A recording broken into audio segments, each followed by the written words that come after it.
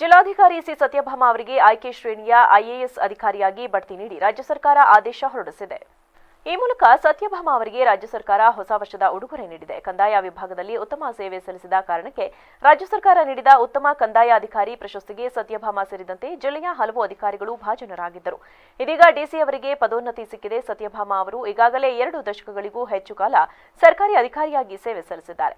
2002ರಲ್ಲಿ ಸರ್ಕಾರಿ ಸೇವೆಗೆ ಸೇರಿದ ಇವರು 2012ರಲ್ಲಿ ಕೆಎಎಸ್ ಅಧಿಕಾರಿಯಾಗಿ ಬಡ್ತಿ ಪಡೆಯುವ ಮೂಲಕ ಕರ್ನಾಟಕ ರಾಜ್ಯ ನಾಗರಿಕ ಸೇವೆ ಆರಂಭಿಸಿದರು. 2018ರಲ್ಲಿ ಐಎಎಸ್ ಅಧಿಕಾರಿಯಾಗಿ ಪದೋನ್ನತಿ ಪಡೆದರು. ಅದಾದ ಬಳಿಕ 2020ರಲ್ಲಿ ಮೊದಲ ಬಾರಿಗೆ ಜಿಲ್ಲಾಧಿಕಾರಿಯಾಗಿ ಕೋಲಾರದಲ್ಲಿ ಸೇವೆ ಸಲ್ಲಿಸಿದರು.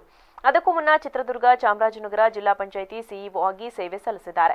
ಕೋಲಾರ ಡಿಸಿಯಾಗಿ ಸೇವೆ ಸಲ್ಲಿಸಿದ ಬಳಿಕ ಕರ್ನಾಟಕ ರಾಜ್ಯ ಸಣ್ಣ ಕೈಗಾರಿಕೆಗಳ ಅಭಿವೃದ್ಧಿ ನಿಗಮದ ನಿರ್ದೇಶಕಿ, ಕರ್ನಾಟಕ ರಾಜ್ಯ ಕೈಗಾರಿಕೆ ಮತ್ತು ವಾಣಿಜ್ಯ ಇಲಾಖೆಯ ನಿರ್ದೇಶಕರಾಗಿ ಸೇವೆ ಸಲ್ಲಿಸಿದ್ದರು. ಹಾಲಿ ಹಾಸನ ಡಿಸಿಯಾಗಿರುವ ಸತ್ಯಭಾಮ ಅವರಿಗೆ ಇದೀಗ ಮತ್ತೊಮ್ಮೆ ಪದೋನ್ನತಿ ಸಿಕ್ಕಿದೆ. ಮಾತು ಕಡಿಮೆ ಕೆಲಸ ಹೆಚ್ಚು ಅನ್ನೋ ಹಾಗೆ ಜನಪರ ಕೆಲಸ ಮಾಡುವ ಮೂಲಕ ಜನಸ್ನೇಹಿ ಅಧಿಕಾರಿ ಎಂದೇ ಮನೆ ಮಾತಾಗಿರುವ ಸತ್ಯಭಾಮ ಅವರು ಹಾಸನದ ಡಿಸಿಯಾಗಿ ಬಂದ ನಂತರ ಅನೇಕ ಜನಪರ ಕೆಲಸ ಕಾರ್ಯ ಮಾಡಿದ್ದಾರೆ.